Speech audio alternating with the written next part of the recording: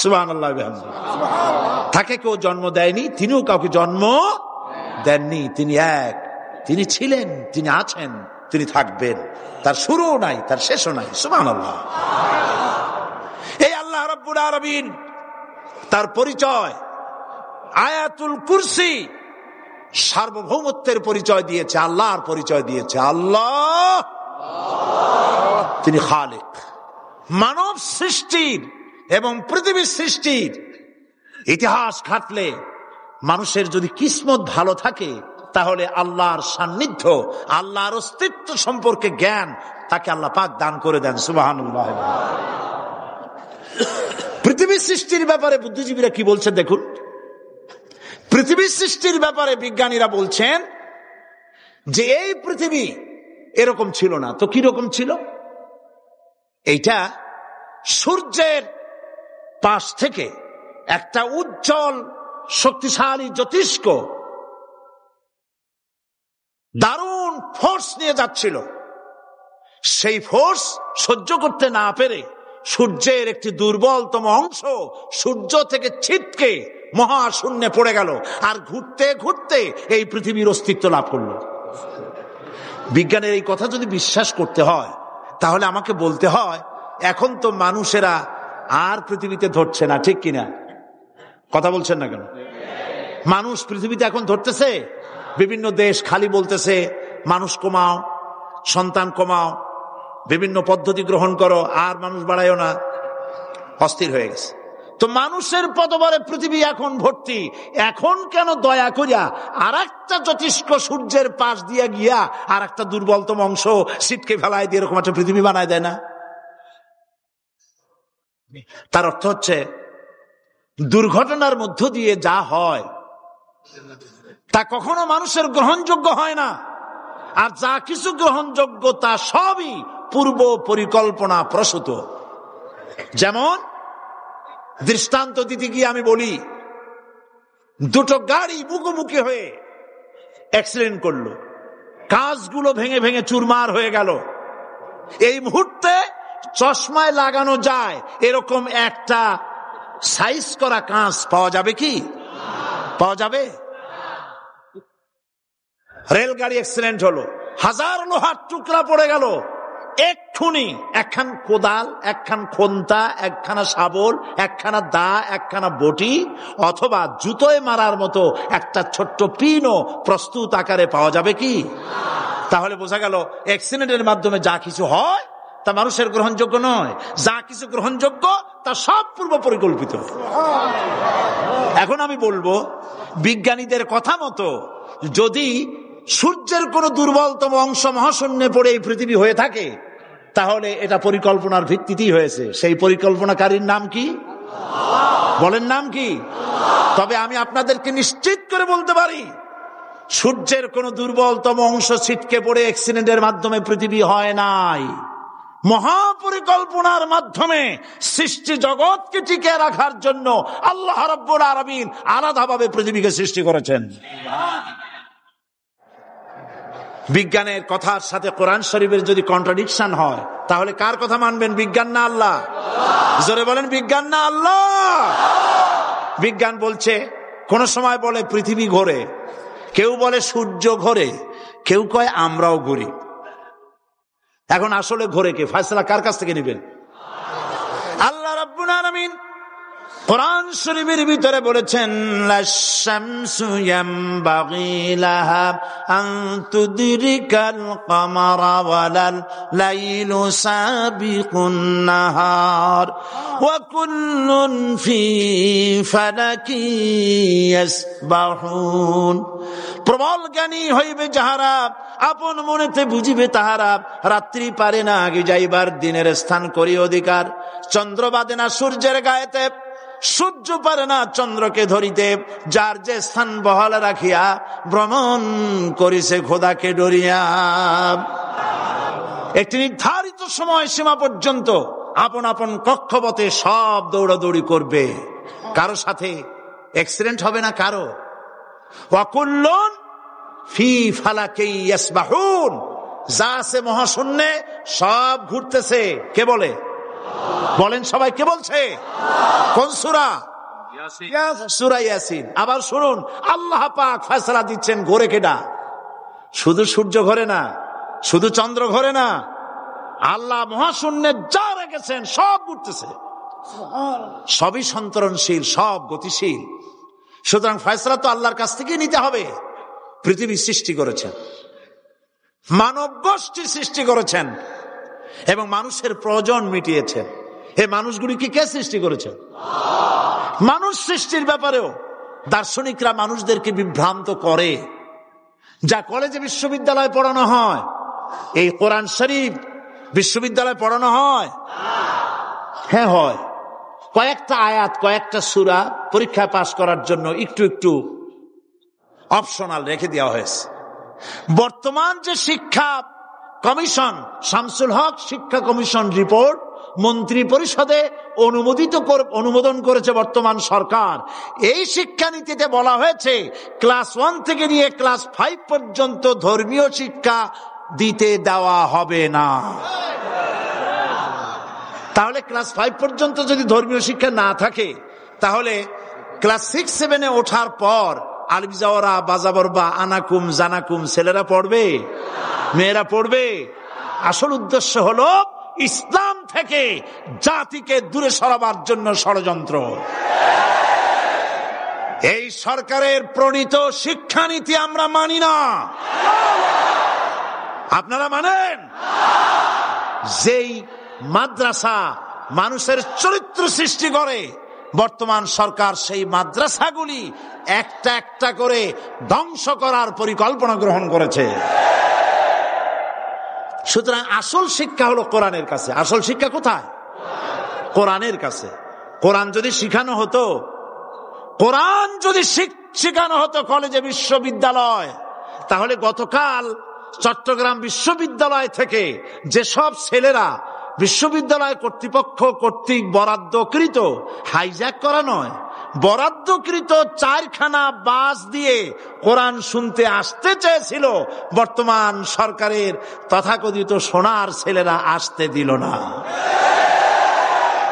কোরআন যদি তারা পড়ত, তাহলে কোরআন শরীফ শুনতে তারাও আসতো। কপাল পোড়া। জোরে বলেন কি? আরো জোরে বলেন কি? কপাল পোড়া। সব ভালো লাগে, কোরআন ভালো লাগে না। এদেরকে শিখানো হয়েছে, আরে তোমরা তো মানুষ না। বলে আমরা কি? তো তোমাদের ডারউইন বাবাজি বলে নাই, শোনো নাই? কি পড়ো টড়ো তোমরা, বুদ্ধি শুদ্ধি রাখো না। ডারউইন বলেছে, থিওরি অফ ইভলিউশনের মধ্যে বলেছেন মানুষ মানুষ না। বলে কি? মানুষ হলো বান্দর। কপাল পোড়া। কি কপালে লেখা থাকে? কাজে কামে প্রকাশ হয়ে যায়। ডারউইন বলল মানুষ মানুষ না। আলফ্রেড বললেন মানুষ হলো মানুষই ঠিক, তবে মানুষ হলো সেক্স সর্বস্ব জীব। সেক্স সমস্যার সমাধান করলে মানুষের সব সমস্যার সমাধান হয়ে যাবে। কার্ল মার্কস বললেন মানুষ হলো পেট সর্বস্ব জীব, পেট সমস্যার সমাধান করে দিলে সব সমস্যা শেষ। আর ডারউইন বললেন মানুষ মানুষই না, মানুষ কি? বলে বান্দর। ওরাং ওটাং, শিম্পাজি আর ব্যাং থেকে মানুষের উৎপত্তি হয়েছে। আমি যখন জীবনের প্রথম শিম্পাজি দেখলাম, ওরাং ওটাং দেখলাম, তখন আমি মনে করেছি যে ডারউইন খামোখা ভুল করে নাই। এইটা দেখেই ও মনে করেছে যে এই হচ্ছে আমার মাতামহের গোষ্ঠী, এই হলো পিতামহের গোষ্ঠী। আপনারা একটু মাথা কাটায় চিন্তা করেন, মানুষ যদি বান্দর থেকে হবে, আজও বানর ফরেস্ট এরিয়া আছে কিনা বাংলাদেশে? চিল্লায় বলেন আছে কিনা? তো মানুষ যদি বান্দর থেকেই হবে, আপনারা কি কোনোদিন দেখেছেন যে একটা বান্দরের কোমর পর্যন্ত মানুষের মতো হয়ে সারছে? আর কিছুদিন গেলেই পুরা মানুষ হয়ে যাবে।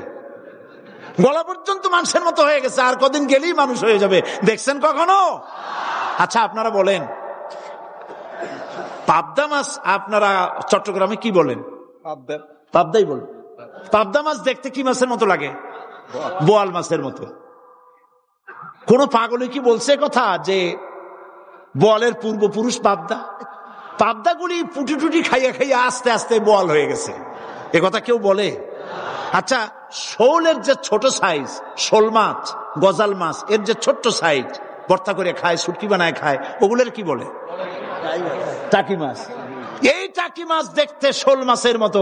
কেউ পাগলকে আজ পর্যন্ত বলেছে যে শোল মাছের পূর্বপুরুষ টাকি, টাকিগুলা সার মার খাইয়া আস্তে আস্তে শৌলে পরিণত হয়ে গেছে? কেউ বলেছে কখনো? ডারউইন কয় বোতল খাইয়াছে এই মতবাদ লিখছে আল্লাহ ভালো জানে। যে বান্দরের থেকে মানুষ আবিষ্কার হয়েছে, নাউজুবিল্লাহ। এগুলি পড়ানো হয় কলেজে, বিশ্ববিদ্যালয়, তাই আমাদের সোনার ছেলেরা বান্দরামি করে। ওদের যদি পড়ানো হইতো তোমরা বান্দরের গোষ্ঠী নও, তোমরা মানুষ। মর্যাদা কার বেশি, বান্দরের না মানুষের? এ পৃথিবীর প্রথম মানুষকে আদম আলাইহিস সালাম। আদম হইছেন কি দিয়ে? মাটি দিয়ে। আল্লাহ রাব্বুল আলামিন যিনি মানুষ সৃষ্টি করেছেন, তিনি কোরআন শরীফের ভিতরে বলে দিয়েছেন, আমি প্রথমেই বলেছি, আপনারা লক্ষ্য করুন, এই কোরআন তাবিজের কিতাব নয়, এই কোরআন তদবিরের কিতাব নয়, ঝাড়ফুঁকের কিতাব নয়। কোরআন হলো পৃথিবীর মানুষের জন্য কোড অফ লাইফ, পূর্ণাঙ্গ জীবন বিধান। সবকিছু আল্লাহ পাক কোরআনের ভিতরে বলে দিয়েছেন, কোন জিনিস বাদ দেন নাই। আপনি আমি কেমনে সৃষ্টি হয়েছি আল্লাহ পাক কোরআনের ভিতরে বলেছেন, ইন্না খালাকনাকুম মিন তুরাবিন সুম্মা মিন নুতফাতিন সুম্মা মিন আলাকাতিন সুম্মা মিন মুদগা। নিষ্প্রাণ মাটি দিয়ে তোমাকে উৎপন্ন করা হয়েছে, নিষ্প্রাণ মাটির উপাদান দিয়ে তোমাকে তৈরি করা হলো। মায়ের পেটের ভিতরে এক ফোঁটা নাপাক পানি জমাট রক্তে পরিণত হয়ে গেল। জমাট রক্ত আস্তে করে গোস্ত পিণ্ড হলো। গোস্ত পিণ্ডকে সুন্দর করে সাজায়া, হাড্ডি গুড্ডি বানায়া, স্ট্রাকচার তৈরি করে তার উপরে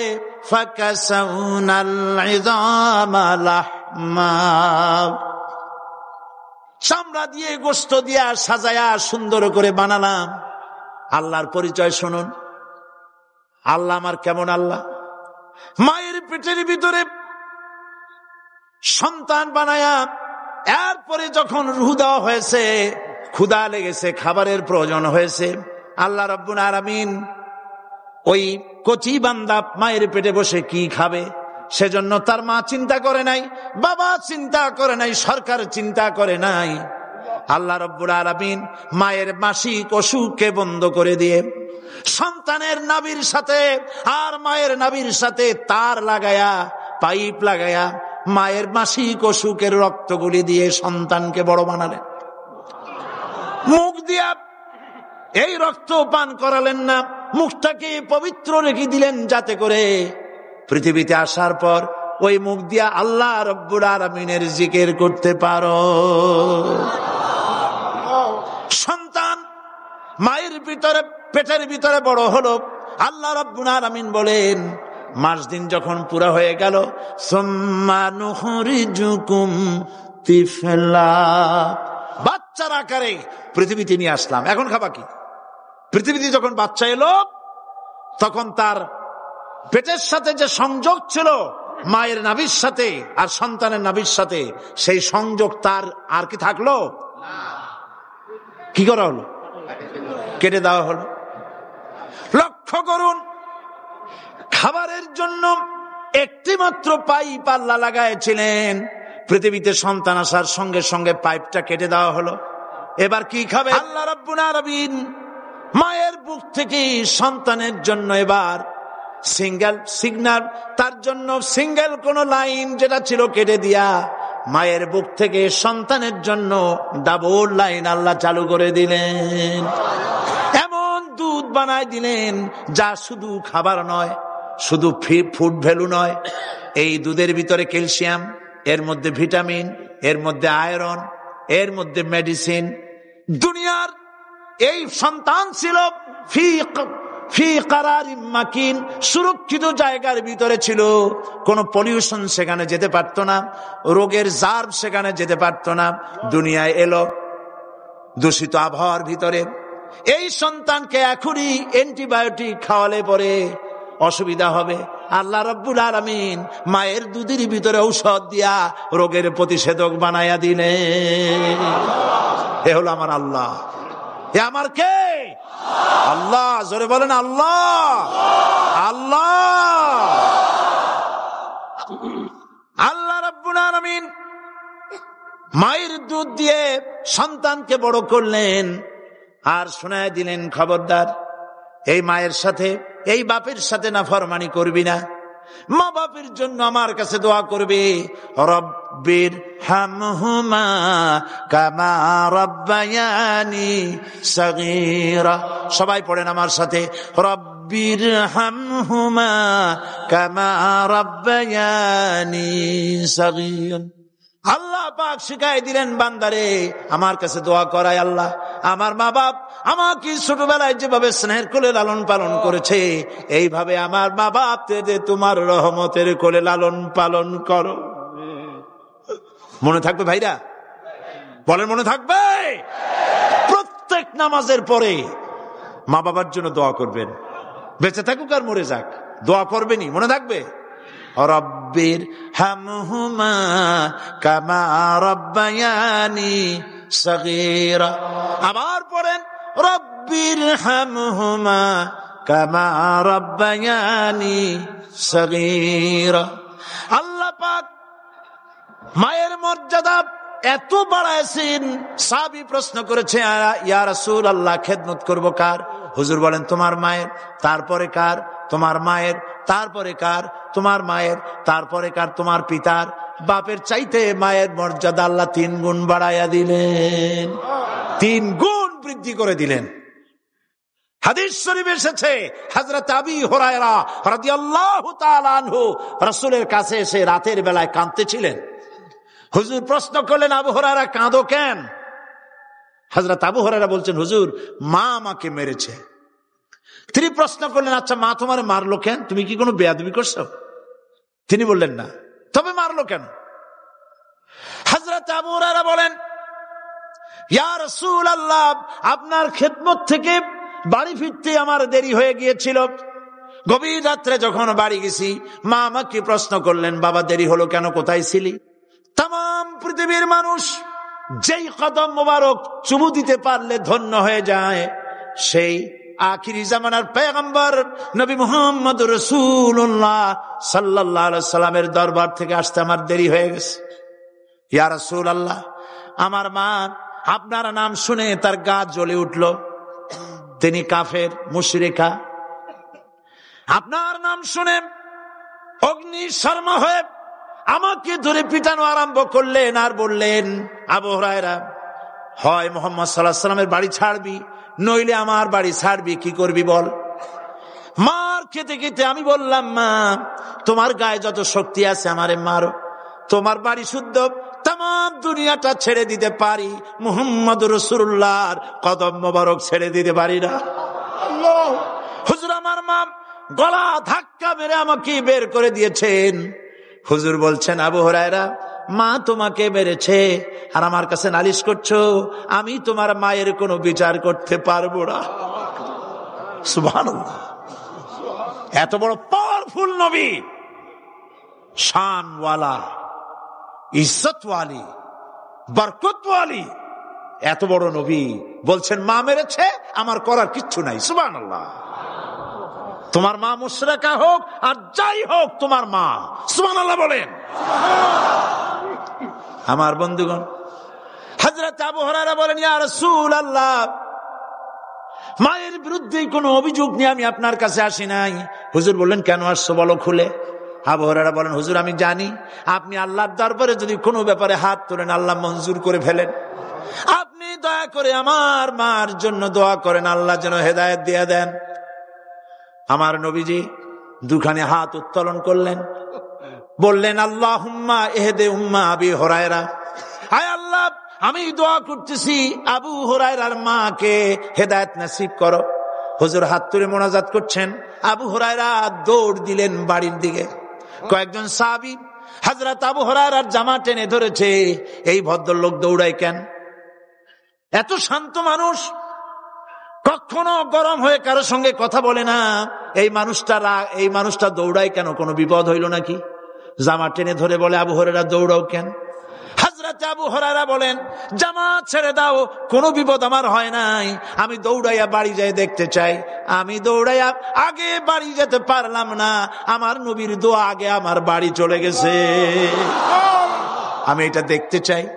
হযরত আবু হুরায়রা দৌড়াতে দৌড়াতে বাড়ি চলে গেছেন। দরজায় নক করলেন, ভেতর থেকে আওয়াজ এলো, কে? তিনি বললেন, আমি আবু হুরায়রা। মা, দরজা খুলে দাও, আমি তোমার সন্তান। মা বললেন, বাবা অপেক্ষা করো, দরজা খুলতেছে। হযরত আবু হুরায়রা বলেন, মায়ের গলার আওয়াজের ভেতরে কুফরি কর্কশতা পেলাম না, মায়ের গলার আওয়াজের ভেতরে তাওহীদের নরমিয়াত পেলাম।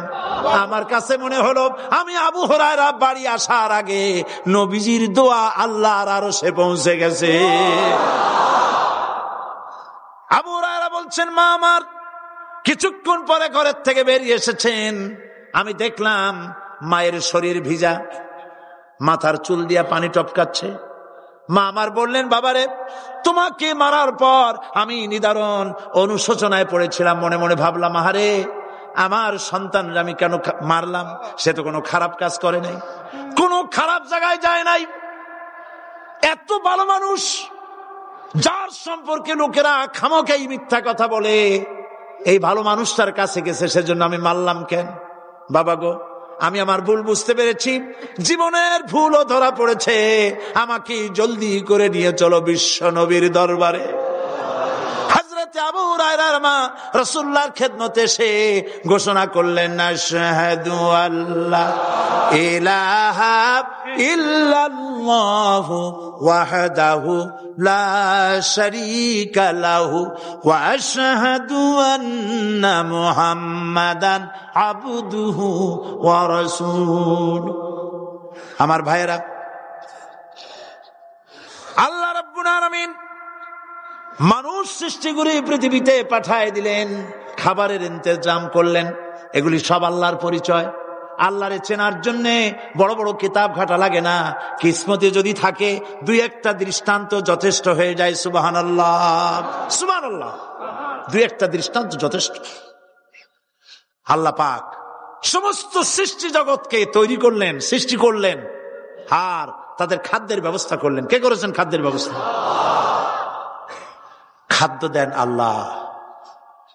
কিন্তু অহংকারী যারা, তারা বলে দেশের বাম্পার ফলনের জন্য সমস্ত কৃতিত্ব সরকারের।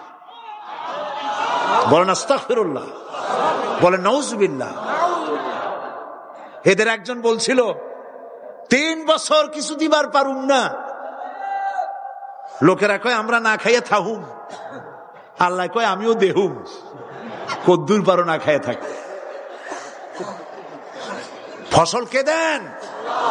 জোরে বলেন, কে দেন? বাম্পার ফসলের ফলনের দাবি সরকার করতে পারে না, এটা কুফরি, এটা শিরক। জমিনের ফসল কে দেন? আকাশের বৃষ্টি কার? পানি কার? সার কার? সব আল্লাহ পাক। আল্লাহ পাক কোরআন শরীফে বলেছেন, লাইন শাকারতুম লাযীদান্নাকুম ওয়া লাইন কাফারতুম ইন্না আযাবী লাশাদীদ। আমার নিয়ামতের শুকর যদি আদায় করো বাড়ায় দেব, আর যদি কৃতজ্ঞ হও, শুকরিয়া আদায় না করো, মস্ত বড় শাস্তি দেব। ফসল দেই আমি, আর শুকরিয়া আদায় করো তোমার বাজানের। ঠিক কিনা? শুকরিয়া আদায় করে কার? বাজানের। একটা লোকের, একটি মানুষের যেই প্রশংসা এই সরকার করলো, বিগত 4.5 বছর ধরে একটা মানুষের যত জিকির করলো, প্রশংসা করলো, ছবি টানাইলো, যদি এতটা জিকির, এতটা স্মরণ আল্লাহ রাব্বুল আলামিনের করতো, ওদের জন্য আল্লাহর জান্নাতের দরজা খোলা হয়ে যেত। প্রশংসা করবে কার? চিল্লায় বলুন, আল্লাহ পাকের প্রশংসা করো। খেতে দেওয়ার মালিক তিনি। আল্লাহ পাক বলছেন, আল্লাহকে তার পরিচয় আল্লাহ তুলে ধরেছেন, ওয়ামা মিন দাব্বাতিন ফিল আরদি ইল্লা আলাল্লাহি রিজকুহা। এই পৃথিবীর ভিতরে এমন কোন বিচরণশীল জীব নাই যার রিস্কের দায়িত্ব আমি আল্লাহ গ্রহণ করি নাই। সুবহানাল্লাহ বলবেন না? রিস্কের দায়িত্ব কার হাতে? আচ্ছা দেখুন তো, পৃথিবীর সমস্ত সরকারের কাছে বিভিন্ন মন্ত্রণালয় আছে না? খাদ্য মন্ত্রণালয় বলে কোন মন্ত্রণালয় আছে কিনা? আছে। খালি কয় খামু আর খামু। খাদ্য মন্ত্রণালয় আছে, থাকার পরেও মানুষ না খাইয়া মরে, ঠিক কিনা? এবার একটু তাকান তো, জ্ঞানের চক্ষু দিয়া তাকান, ফরেস্ট এরিয়া, বাঘ আছে কিনা? নাই। সিংহ আছে কিনা? গন্ডার আছে কিনা? হাতি আছে কিনা? বিশাল বিশাল প্রাণী আছে কিনা? জঙ্গলে ছোট্ট প্রাণী থেকে, পোকা থেকে শুরু করে গন্ডার পর্যন্ত, টুনটুনি পাখি দিয়ে শুরু করে ঈগল পাখি পর্যন্ত, নদীর ভিতরে ছোট্ট চুনু পুঁটি থেকে শুরু করে তিমি মাছ পর্যন্ত। প্রাণী তত্ত্ববিদরা বলেছেন সমুদ্রের ভিতরে এমন এমন বড় বড় তিমি আছে যে একটা তিমির ওজন 5000 টন পর্যন্ত হয়ে যায়। 5000 টন তিমিটার ওজন। এর যখন বাচ্চা হয় তখন বাচ্চার দৈনিক দুধ লাগে 50 থেকে 60 মণ পর্যন্ত। কে ব্যবস্থা করে? রুহান মান ফেরেশতা। তো ওর মা যেমন বাচ্চা তো সেরকম হবে, ঠিক কিনা? কে দেয় খাবার? এবার দেখেন তো, আপনার দেশের এই জঙ্গলে কত হাতি আছে। হাতিরা মিছিল করে আসছে যে আল্লাহ আমাদের এখন আর খাইতে যেতে দিতে পারে না, বাংলাদেশের গভর্নমেন্ট কিছু দাও। আসছে না, খাইয়া ক্ষুধার জ্বালায় হাতি মরেছে, বাঘ মরেছে, সিংহ মরেছে। এর কোন দৃষ্টান্ত আছে? ক্ষুধার জ্বালায় আকাশের উড়ন্ত পাখিরা ছটফট করে মারা গেছে, দৃষ্টান্ত আছে?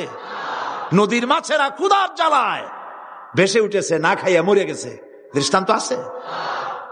মহান আল্লাহ রাব্বুল আলামিন কোরআন শরীফের ভিতরে বলেছেন অনেক প্রাণী এমন আছে যারা তাদের খাদ্যকে সঞ্চয় করে না, খাদ্যকে জমা করে না, আহরণ করে না। সকাল বেলায় একটা খাবার খেলো, দুপুরে কি খাবে তার জানা নাই। শকুন পৃথিবীর মাটি থেকে 3 মাইল উপরে ওড়ে, তার চোখকে আল্লাহ পাক এত তীক্ষ্ণ বানিয়ে দিয়েছেন, এই চট্টগ্রামের কোথায় মরা গরু আছে 3 মাইল উপর দিয়ে দেখতে পায়। সুবহানাল্লাহ করতে ইচ্ছা করে না। এই প্রাণীগুলি খাবারগুলি কোন গভর্নমেন্ট জোগাড় করে রাখে নাই। আল্লাহ পাক বলেন সবার খাবার আমি দেই। সকাল বেলায় সমস্ত প্রাণীগুলি, মহাশূন্যে পাখি, পানির ভিতরে মৎস্যরাজি, জঙ্গলের ভিতরে হিংস্র প্রাণী, পোকামাকড় থেকে শুরু করে সবগুলো খালি পেটে সব বেরিয়ে যায়, কারো কোনো খাবারের মজুদ নাই। সন্ধ্যা হতে না হতে সমস্ত প্রাণীগুলির পেট ভরাইয়া আমি আবার যার যার ঘরে বিরায় দেই। ওয়ামা মিন দাব্বাতিন ফিল আরদি ইল্লা আলাল্লাহি রিজকুহা। সমস্ত প্রাণী রিস্কের দায়িত্ব আমি আল্লাহর হাতে। কে দেয় রিজেক? জোরে বলুন, কে দেন? আল্লাহ পাক। কি খাবেন সব আল্লাহ জোগাড় করে দিয়েছেন। তরি তরকারি জোগাড় করেছেন, মাছ জোগাড় করেছেন, চাউল দিয়েছেন, খাবার দিয়েছেন, গোশত দিয়েছেন, সব দিয়ে দিয়েছেন। আল্লাহ রাব্বুল আলামিন সমস্ত জিনিস দিয়ে মানুষকে আল্লাহ পাক তার জন্য আল্লাহ সব করেছেন। খালাকা লাকুম মা ফিল আরদি জামিআ। এই পৃথিবীতে যা তৈরি করেছে সব তোমার জন্য। এ হচ্ছে আমার আল্লাহ, এ হচ্ছে আমার কে? আল্লাহ। সে আল্লাহ পাক বলছেন, আল্লাহর পরিচয় তিনি স্রষ্টা, তিনি রিজেক দাতা। এবার আইনদাতা কে? আইনদাতা কে? আরো জোরে বলুন। আইনদাতা আল্লাহ হচ্ছে আল্লাহর পরিচয়। ইনিল হুকমু ইল্লা লিল্লাহ আলা লাহুল খালকু ওয়াল আমর, সৃষ্টি যার, আইন চলবে তার। আমার দেশে আল্লাহর আইন চলছে? আমাদের দেশের কল কারখানা, ক্ষেত খামার, অফিস আদালত আল্লাহর আইন অনুযায়ী চলে? চলে না। বরং আল্লাহর আইনকে মুছে ফেলার জন্য, নিজেদের আইন সৃষ্টি করার জন্য প্রচেষ্টা চালানো হচ্ছে। আল্লাহর আইন মানুষের জন্য সব থেকে বেশি উপযোগী, কারণ সৃষ্টি করেছেন কে? বলেন, কে করেছেন? আল্লাহ। প্রত্যেকটি মেশিন আপনি যা কিনবেন, রেডিও হোক, টিভি হোক, যে কোনো যন্ত্র হোক, গাড়ি হোক, তার সাথে একটা লিটারেচার, একটা বই তার সঙ্গে দিয়ে দেওয়া হয়। ওই বইয়ের মধ্যে লেখা থাকে এটা কিভাবে চালানো হবে, অপারেট করা হবে, তার সিস্টেম লেখা থাকে। আপনার ইচ্ছা মতো চালাইলে হবে না। এই মানব গোষ্ঠীকে সৃষ্টি করেছেন। এখন আপনি যদি আপনার আইন মতো চালান, তা কি চলবে? চলবে না। আপনি আপনার আইন মতো চালাচ্ছেন, ভালোভাবে চলতেছে? চলতেছে না। স্বরাষ্ট্রমন্ত্রী বলতেছেন সন্ত্রাসীদেরকে মাটির তলা থেকে খুঁজে বের করা হবে, কিন্তু নাকের উপর দিয়া ব্রিফকেস চুরি হয়ে যায়, উনি তা ধরতে পারেন না। এই হলো আইন। অনাবরত খুন হচ্ছে, অনাবরত সন্ত্রাসী তৎপরতা চলছে, আর ওনারা বলছেন আগের থেকে এগুলি চলে আসছে, একজনের খুনের বিচার না হইলে এরকম খুন তো হইতেই থাকবে। তাহলে খুনকে, হত্যাকে, সন্ত্রাসকে সরকার জাস্টিফাইড করছেন। নাউযুবিল্লাহি মিন যালিক। এই জন্য আইন হতে হবে আল্লাহর। আইন হতে হবে কার? চিল্লায় বলেন, আল্লাহ পাকের আইন হতে হবে। আমি একদিন পার্লামেন্টে বলেছিলাম, আমার দেশের নেতা নেত্রীরা বারবার হজ করতে যান, উমরা করতে যান, সেখান থেকে আসার সময় কি আনেন? আতর, পাথর, সুরমা আর খুরমা, এই কিছু নিয়ে আসলেন। কিন্তু আমি বলেছি, আপনারা কি কিছু চোখে দেখেন না? পার্লামেন্টে এইভাবে বক্তৃতা করেছে, কিছু চোখে দেখেন না? আমি প্রশ্ন করে আমি আবার জবাব দিচ্ছি, আপনারা যারা হজ করতে যান, উমরা করতে যান, হজের কথাই ধরি, এই হজ করতে যখন যান তখন মুজদালিফায় একটা রাত কাটাইতে হয়। সেটা কোন দিন? ইয়মে আরাফার পরের দিন। এই মাঠে দালান কোঠা আছে, এখানে বেড়া আছে, শামিয়ানা আছে, পর্দা আছে, তাবু আছে, কিচ্ছু নাই। লক্ষ লক্ষ নারী আর পুরুষ পাশাপাশি শুয়ে থাকে, তাও সুবহানাল্লাহ কইতে ইচ্ছা করে না। সারা রাত জনে জনে পুলিশ পাহারাদার নাই। কিরকম মেয়ে এলো, চাঁদের সৌন্দর্য হার মানায় দিতে পারে এরকম সুন্দরী, এরকম সুন্দরী নারী, সুদর্শন পুরুষ পাশাপাশি রাস্তার ধারে, মরুভূমির ভিতরে সারা রাত কাটাচ্ছে। ইয়মে আরাফার পরের রাতটা একটা রাত পুরা। এভাবে চলতেছে বছরের পর বছর, শতাব্দীর পর শতাব্দী, সহস্রাব্দীর পরে সহস্রাব্দী। আমি প্রশ্ন করি, পৃথিবীর ইতিহাসে কেউ কি এমন কথা বলতে পেরেছে, লিখতে পেরেছে যে মুজদালিফার রাতে সেখান থেকে 10টা নারী হাইজ্যাক হয়েছে, 5টা নারী লাঞ্ছিত হয়েছে? বলতে পারবে? গভীর রাত্রে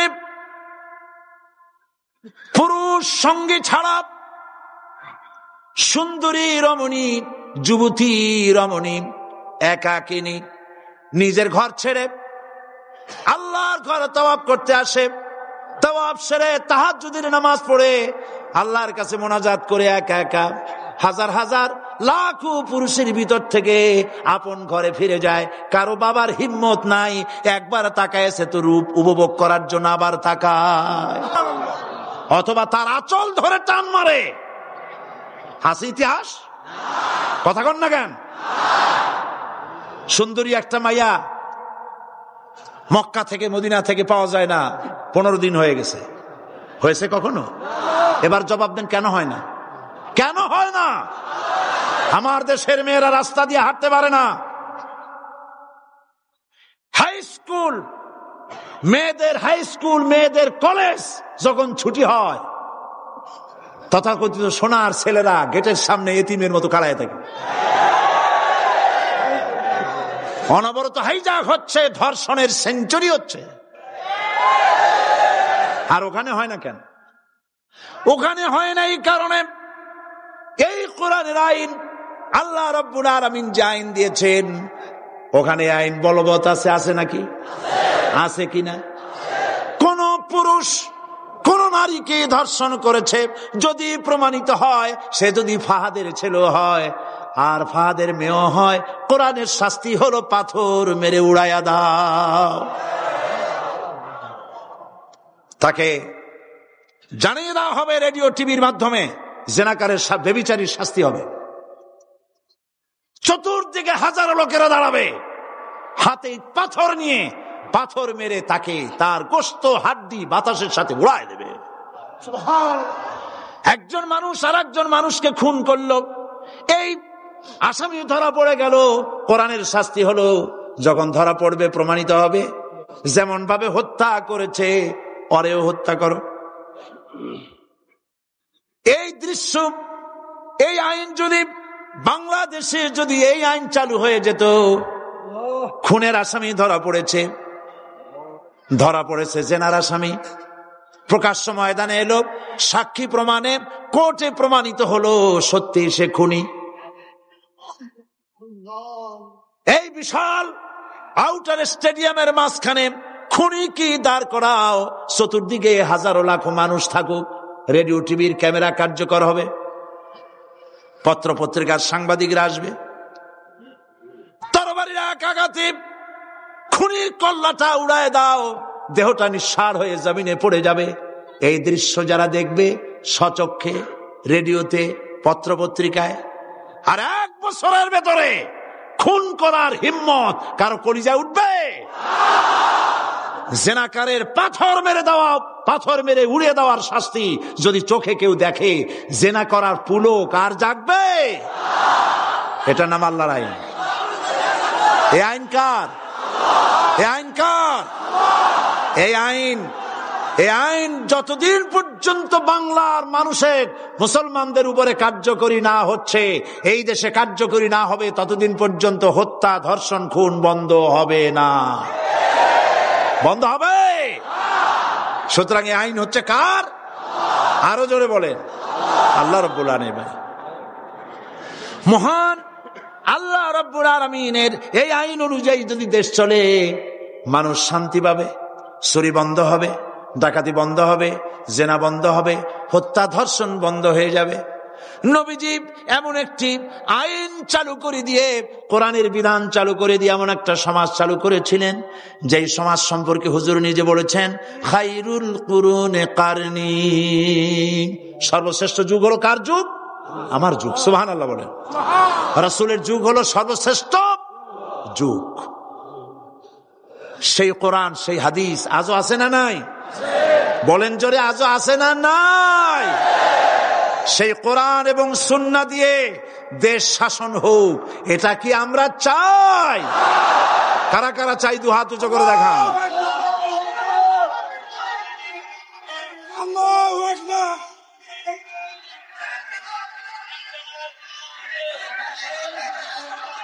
আরে ভাই, আপনারা দাঁড়ায় গেলেন কেন? বসেন বসেন। আমি তো একটা স্লোগান দিতে বললাম। হাত দেখতে চাইছি আমি, মাথা দেখতে চাই নাই। এই সুযোগে কোমরটা সোজা করে নিলেন। আচ্ছা বসেন, আর মহব্বতের সাথে জিকির করেন, লা ইলাহা ইল্লাল্লাহ, লা ইলাহা ইল্লাল্লাহ, লা ইলাহা ইল্লাল্লাহ, লা ইলাহা ইল্লাল্লাহ, লা ইলাহা ইল্লাল্লাহ, লা ইলাহা ইল্লাল্লাহ। জোরে সুরে সবাই জিকির করেন লা ইলাহা ইল্লাল্লাহ, লা ইলাহা ইল্লাল্লাহ, লা ইলাহা ইল্লাল্লাহ, লা ইলাহা ইল্লাল্লাহু মুহাম্মাদুর রাসূলুল্লাহ। বসুন, আমরা মুনাজাত করব। আল্লাহ রাব্বুল আলামিন আয়াতুল কুরসির ভিতরে আল্লাহর সার্বভৌমত্বের কথা বলেছেন। আল্লাহু লা ইলাহা ইল্লা হুয়াল হাইয়ুল কাইয়্যুম। পড়েন আমার সাথে সবাই, আল্লাহু লা ইলাহা ইল্লা হুয়াল হাইয়ুল কাইয়্যুম। আল্লাহ হচ্ছেন যিনি ছাড়া কোনো ইলাহ নাই, তিনি শাশ্বত চিরঞ্জীব। সুবহানাল্লাহি বিহামদিহি। আগামীকাল এর বাকি অংশ আমি আপনাদের সামনে আলোচনা করব ইনশাআল্লাহ। জোরে বলেন ইনশাআল্লাহ। দাঁড়ানো ভাইরা বসেন। আপনাদের পাশে যারা দাঁড়িয়েছেন অনুরোধ করে বসায় দেন। বলেন যে আর 5টা মিনিট বসেন, আল্লাহর রাস্তায় হাঁটেন না। হ্যাঁ বলেন, বলেন আপনারা যে আল্লাহর রাস্তায় হাঁটেন না, বসেন, সবাই বসেন। এত বড় মাহফিলের মুনাজাত, সুবহানাল্লাহ বলেন। চট্টগ্রামের ইতিহাসের শ্রেষ্ঠ মাহফিল, চিল্লায় বলেন সুবহানাল্লাহ। গোটা বিশ্বের কোরআনের শ্রেষ্ঠ মাহফিল, বলেন সুবহানাল্লাহ। যারা বলেন আলহামদুলিল্লাহ। আগামীকাল এ মাহফিলের আখেরি মুনাজাত হবে ইনশাআল্লাহ। বলেন ইনশাআল্লাহ। আমি আন্তরিকভাবে দুঃখিত, প্রতি বছর আমার মা বোনদের জন্য, চট্টগ্রামবাসী আমার মা বোনদের জন্য আলাদাভাবে তাদের প্রশ্নের উত্তর দেই এবং তাদের সামনে কোরআন হাদিসের কথা আলাদাভাবে বলি। এবছর দিন কম হয়ে গেল বলে মহিলারা, মা বোনেরা বঞ্চিতা হয়ে গেলেন। শিশু কিশোরদের জন্য আলাদাভাবে সমাবেশ করা হয়, তাও বঞ্চিত হয়ে গেল। এই বিশাল তাফসীরুল কোরআন মাহফিলের বরকত থেকে চিটাগংবাসীকে যারা বঞ্চিত করলো, আল্লাহ তাদের হেদায়েত নসিব করে দিন। যদি হৃদয় থাকে, যদি হৃদয় বলে কিছু থাকে, বিবেক বলে যদি কিছু থাকে, আর শরীর যদি মুসলমানের পিওর রক্ত থাকে, তাহলে বাড়ি বসে অনুশোচনা করা উচিত, চোখের পানি ফেলানো উচিত ওই সব লোকের যারা এই বরকতপূর্ণ মাহফিলকে বাধা দিয়েছে।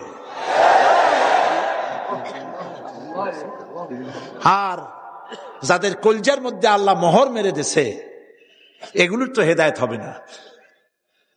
যাদেরকে আল্লাহ পাক তৈরি করেছেন জাহান্নামের জন্য, ওদের কাছে মাহফিল অসহ্য, সহ্যই হবে না। নাউজুবিল্লাহ বলেন। চট্টগ্রামবাসীর জন্য তাফসীরুল কোরআন মাহফিল নিয়ামত। এই নিয়ামত কিয়ামত পর্যন্ত আল্লাহ টিকায় রাখুন, বলি আমি। আগামীকালের আখেরি মোনাজাতে সমস্ত মুসলমান চতুর্দিক থেকে আল্লাহ পাকের নারা লাগাতে লাগাতে আসবেন। আল্লাহু আকবার, নারায়ে তাকবীর। গোটা চট্টগ্রাম, গোটা চিটাগং শহর আগামীকাল কোরআনের মিছিলের শহর হবে ইনশাআল্লাহ।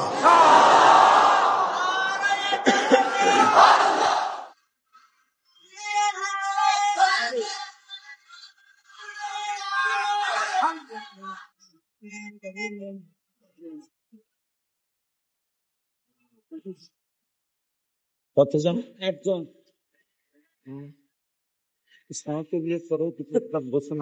আপনি যে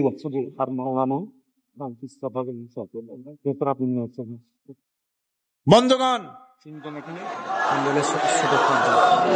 আজকে কোরআন শরীফের তাফসীর শুনে ইসলামের প্রতি আকৃষ্ট হয়ে 8 জন অমুসলিম ভাই ইসলাম কবুল করার জন্য এসেছেন।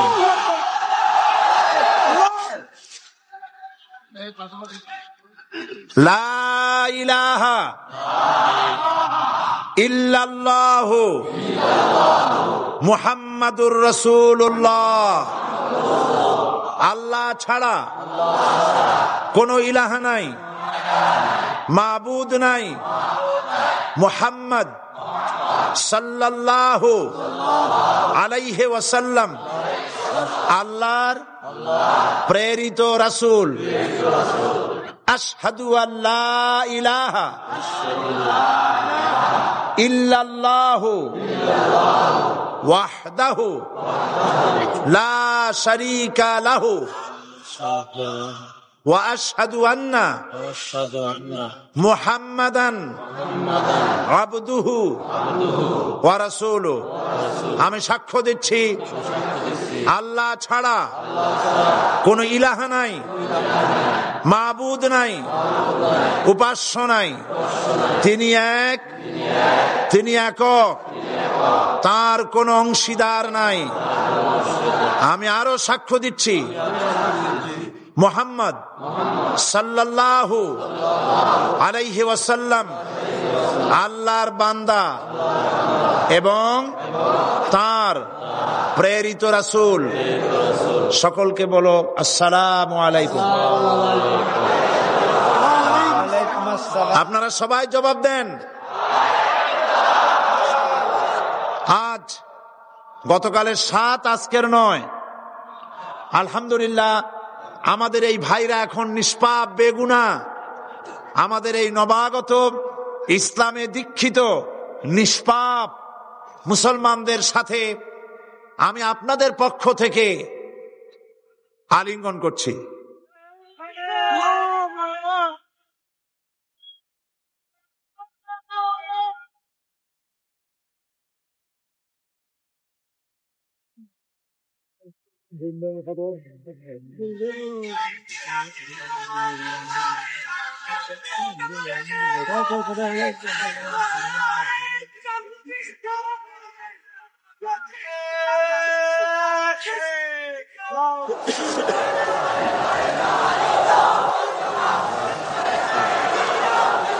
প্রিয় ভাই সব, আগামীকাল আপনারা দলে দলে চতুর্দিক থেকে আল্লাহ পাকের বড়ত্ব, মহানত্ব, শ্রেষ্ঠত্বের ঘোষণা দিতে দিতে আসবেন। আল্লাহর বড়ত্ব, বিরাটত্ব, মহানত্ব আর শ্রেষ্ঠত্বের ঘোষণা দিতে হয় কিভাবে? আল্লাহু আকবার। সবাই জোরে বলেন, আরো চিল্লায় বলেন।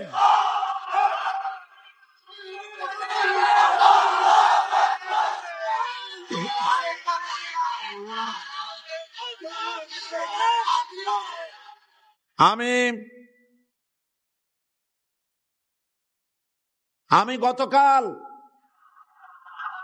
গতকাল এই মাহফিলে পুলিশ প্রশাসনকে অনুরোধ করেছিলাম, আজকের মাগরিবের নামাজের মধ্যে 40 জন নিরপরাধ কোরআন পাগল মুসলমানদেরকে জেল থেকে মুক্তি দেওয়ার জন্য।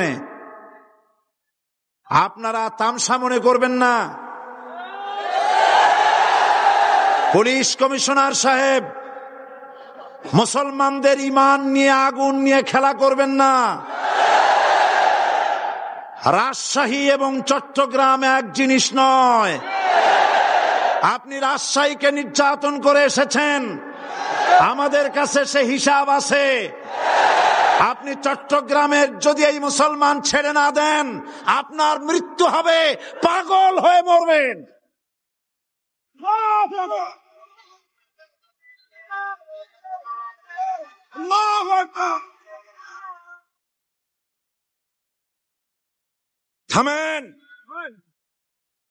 থামেন। আল্লাহর গজবকে ভয় করেন পুলিশ কমিশনার, আল্লাহর গজবকে ভয় করুন। এই লক্ষ লক্ষ জনতা আপনার গজবের মৃত্যু কামনা করে। আপনি যদি কালকের জুমার আগে 40 জন ছেড়ে না দেন, এই মাহফিল থেকে এমন কঠোর কর্মসূচি ঘোষণা করা হবে, গোটা চট্টগ্রাম অচল হয়ে যাবে।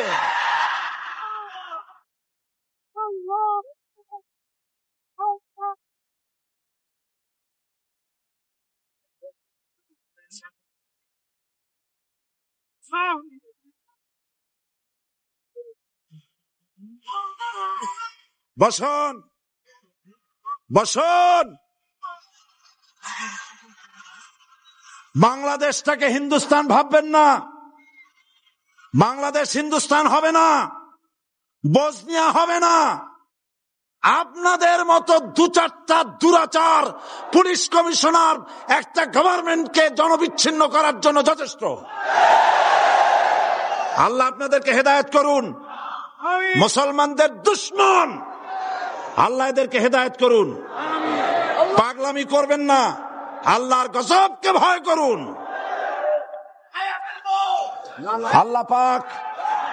আল্লাহ পাক মুসলমানদেরকে ধৈর্য ধরার তৌফিক দান করুন। সবাই বলেন আমিন। আল্লাহ পাক মুসলমানদেরকে ধৈর্য ধরার তৌফিক দান করুন, বলেন আমিন। আমি আজ আপনাদের খেদমতে আরজ করি, আগামীকাল দলে দলে কোরআনের তাফসীরের মাহফিলের মোনাজাতে শরীক হন। আল্লাহ তৌফিক দান করুন। সমস্ত রকমের উস্কানির মোকাবেলায় শান্ত থাকবেন, ধৈর্য ধরবেন। রাজি আছেন? রাজি আছেন? আল্লাহ পাক আপনাদেরকে সকলকে ধৈর্য ধরার তৌফিক দান করুন। আমরা অত্যাচারের মোকাবেলা করব ইমানি শক্তি দিয়ে ইনশাআল্লাহ। মোনাজাত করে যাওয়ার সময় আপনারা যতগুলি লাইব্রেরি আছে, অনেকগুলি বইয়ের দোকান আছে, কালকেও বলা হয়েছে, আজকেও বলছি, আপনারা যাওয়ার সময় বইগুলি খরিদ করে নিয়ে যাবেন। বিশেষ করে ফুরফুরা পীর সাহেবের দরবারের বড় আলেম মুহাদ্দিস মুফতি আল্লামা সাইদ আহমদ মুজাদ্দিদি সাহেবের কোরআন ও সুন্নাহর ফায়সালায় মুসলমান কিভাবে কাফের হয়, বইটি পাওয়া যাবে। তারপরে খুররাম মুরাদ সাহেব রহমতুল্লাহ আলাইহ, তার লেখা রাসূল সাল্লাল্লাহু আলাইহি ওয়াসাল্লামের জীবনের কিছু উজ্জ্বল ছবি লাইব্রেরিগুলিতে পাওয়া যাবে। রিয়াজুস সালিহিন, এখানে রিয়াজুস সালিহিন এবং জামিয়া তিরমিজি, এই সমস্ত বই ঢাকা থেকে এসেছে। আল্লাহ আপনাদেরকে কেনার তৌফিক দান করুন। সবাই বলেন আমিন। কোরআন শরীফের তাফসীর কিনবেন, কিতাব কিনবেন, এগুলি আপনারা খরিদ করে নিয়ে যাবেন।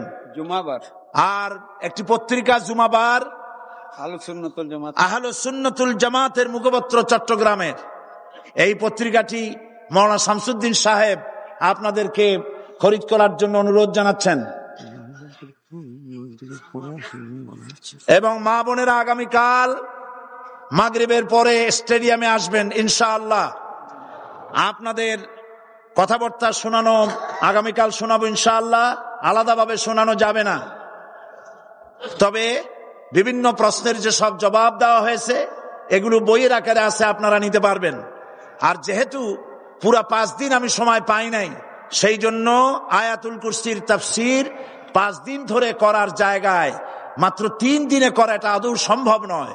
এই জন্য সৌদি আরবের শ্রেষ্ঠ আলেম শায়েখ মোহাম্মদ বিন সালেহ আল উসাইমিন, তার লেখা তাফসীর আয়াতুল কুরসি, যেটাকে আমি এডিট করেছি অনুবাদ হওয়ার পর, আয়াতুল কুরসির তাফসীর সমস্ত বুক স্টলগুলিতে পাওয়া যাবে। আপনারা খরিদ করবেন, পড়বেন এবং এর দ্বারা হেদায়েত গ্রহণ করবেন। আল্লাহ পাক সকলকে তৌফিক দান করুন। আর যাওয়ার সময় ইসলামী সমাজ কল্যাণ পরিষদের এই মাহফিলের বিশাল খরচের জন্য আপনারা সহযোগিতা করে যাবেন। ওমান থেকে লোকেরা টাকা পয়সা পাঠাচ্ছে, সেখানে যারা চট্টগ্রামের বিভিন্ন জায়গার যারা কাজবাজ করে তারা পাঠাচ্ছেন। সৌদি আরব থেকে, কুয়েত থেকে, কাতার থেকে, যে যে জায়গার থেকে যতটুকুন পারতেছে সাহায্য করতেছে। কিন্তু সবচাইতে বড় দায়িত্ব হচ্ছে 30,000 টাকা পাঠিয়েছে আমার আব্দুল। ওমানের ভাই বোনেরা সাহায্য করেছেন, সেজন্য তারা দোয়া চেয়েছেন। আল্লাহ যেন তাদের নেক কামনা পুরা করেন, আমরা বলি আমিন। তো এখন মোনাজাত হবে, আপনারা ভুলে যাবেন না, আপনারা সবাই এই মাহফিলের জন্য সাহায্য করে যাবেন এবং আগামীকালের মাহফিলে পাগল হয়ে মৃত্যু হলো, সংবাদ মৃত্যু হবে, সেটা প্রেক্ষিতে বলতে পাগল। একজন প্রশ্ন করেছেন, পুলিশ কমিশনার আগামীকাল মরবে, এরকম কথা আমি বলি নাই। এরকম কথা বলছি নাকি? বলছি? উল্টাপাল্টা কথা শুনবেন না। বলেছি কোরআন পাগল মুসলমানদেরকে আপনি জেলে আটকায়ছেন এবং আপনি আপনার চাকরির প্রমোশনের জন্য, সরকারের দৃষ্টি আকর্ষণের জন্য চট্টগ্রাম তাফসীর মাহফিলের বন্ধ করার সব থেকে বড় ভূমিকা আপনি পালন করেছেন। সুতরাং আপনি যদি তওবা না করেন আর ওই 40 ব্যক্তিকে যদি ছেড়ে না দেন, আল্লাহর গজবে পাগল হয়ে মরবেন। এই কথা আমি বলেছি। উল্টাপাল্টা বলবেন না, লিখবেনও না। আল্লাহর গজব হবে, এ গজব ফিরাতে পারবেন না। যেহেতু আমরা কোরআনের কথা বলি, আমরা আল্লাহর কথা বলি, আল্লাহ রসুলের কথা বলি। আপনি চট্টগ্রামের মুসলমান পুলিশ যারা কোরআনের জন্য কান্দে, মুনাজাতে শরীক হয়, এই মুসলমান পুলিশদেরকে জুতা পায়ে দিয়া মসজিদে ঢোকার সাহস আপনি দিয়েছেন। আমার পুলিশের কোনো দোষ না, আপনি পুলিশদেরকে ব্যবহার করেছেন। আপনি চট্টগ্রাম ছেড়ে পালিয়ে যান, আপনি চট্টগ্রামের উপযুক্ত নন। এটা মুসলমানের এলাকা, কোন হিন্দু এলাকায় চলে যান। আপনি নিজে নিজে পদত্যাগ করেন, সরকার আপনাকে পাঠাক আর না পাঠাক, আপনি পালায়ে যান।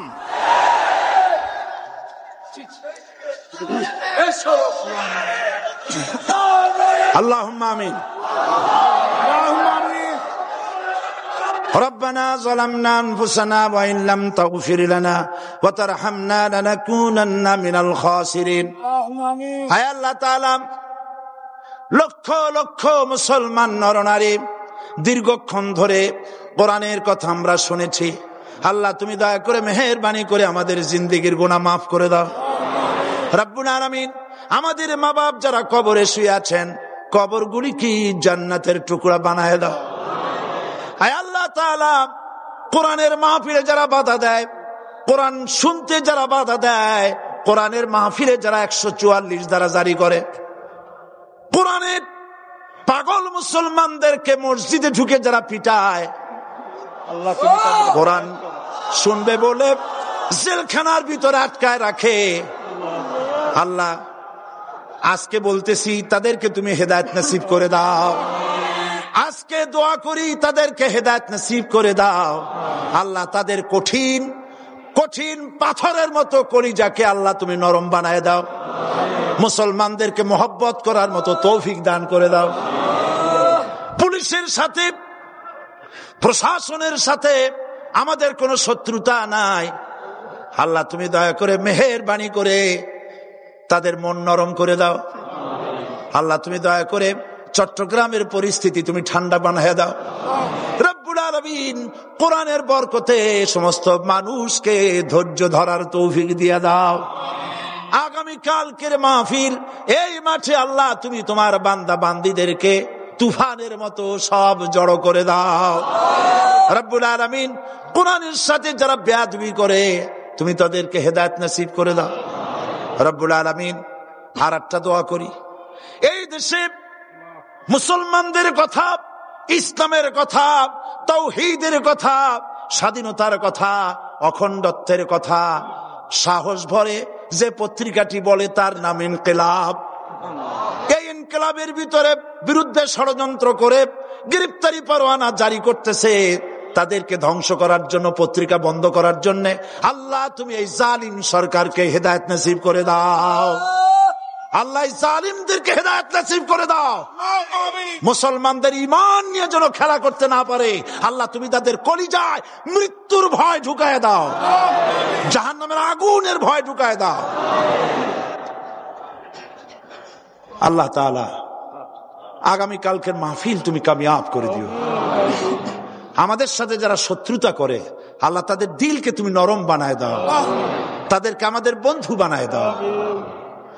ربنا تقبل منا إنك أنت السميع العليم وتب علينا إنك أنت التواب الرحيم سبحان ربك رب العزة عما يصفون وسلام على المرسلين والحمد لله رب العالمين وجعل آخر كلمتنا عند الموت لا إله إلا الله محمد رسول الله السلام عليكم ورحمة الله